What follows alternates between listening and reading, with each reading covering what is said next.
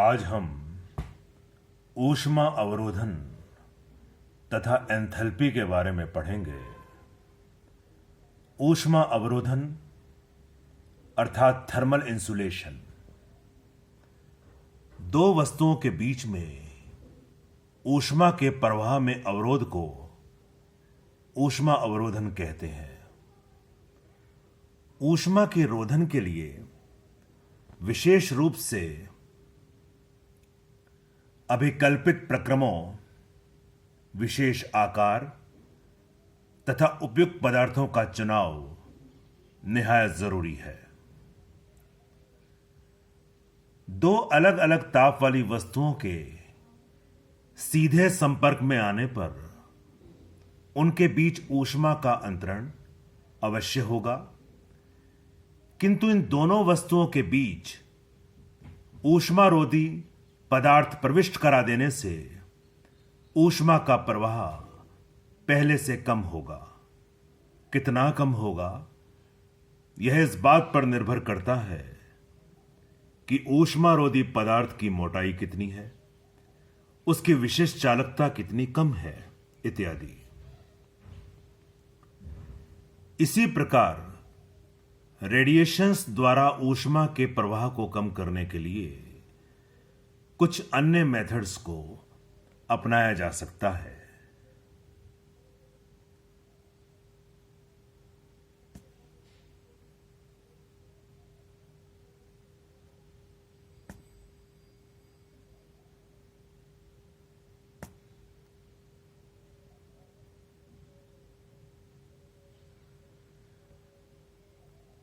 ठंड से बचने के लिए अर्थात ऊष्मा रोधकता बढ़ाने के लिए जंतु,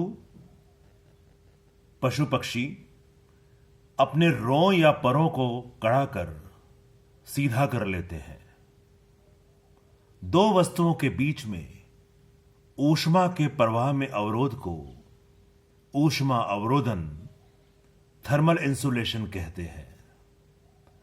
ऊष्मा के रोधन के लिए विशेष रूप से अधिकल्पित प्रक्रमों, विशिष्ट आकार तथा उपयुक्त पदार्थ का चुनाव जरूरी होता है।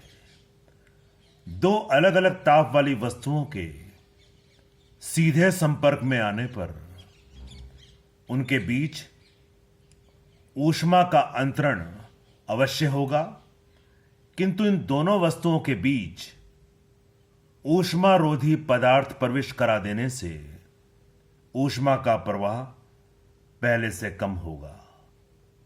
कितना कम होगा, यह इस बात पर निर्भर करता है कि ऊष्मारोधी पदार्थ की मोटाई कितनी है, उसकी ऊष्मा चालकता कितनी कम है।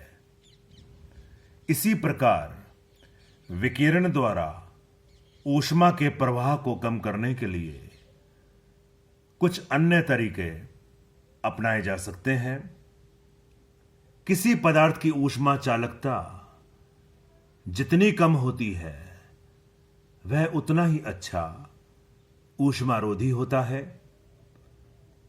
हीट इंजीनियरिंग, ऊष्मा इंजीनियरिंग के क्षेत्र में ऊष्मारोधी पदार्थ के अन्य गुण जैसे कि घनत्व तथा विशिष्ट ऊष्मा को डिस्कस करते हैं, जिसकी स्टडी हम पिछले लेक्चर में कर चुके हैं।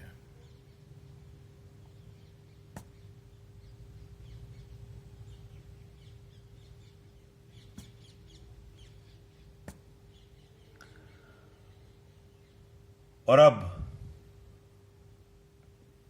हम एंथैल्पी के बारे में पढ़ रहे हैं। एंथैल्पी सिस्टम के उत्साह को प्रदर्शित करती है। International system of units SI में उत्साह के लिए माप की जो इकाई है वो जूल है। अन्य ऐतिहासिक पारंपरिक इकाइयों में इसका उपयोग ब्रिटिश थर्मल यूनिट बीटीयू और कैलोरी में किया जाता है। सिस्टम के उत्साह को रिप्रेजेंट करने के लिए भौतिक शास्त्र में जिस भौतिक राशि की हम स्टडी करते हैं उसे एंथैल्पी कहते हैं।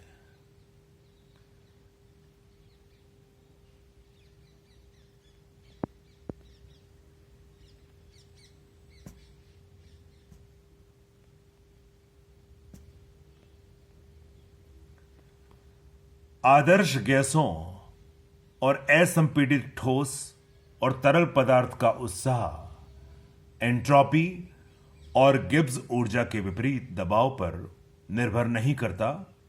सामान्य तापमान और दबावों पर वास्तविक सामग्री आमतौर पर इस व्यवहार का अनुमान लगाती है, जो व्यवहारिक डिजाइन और विश्लेषण में उत्साही गणना और उपयोग में बहुत सरल बनाती है।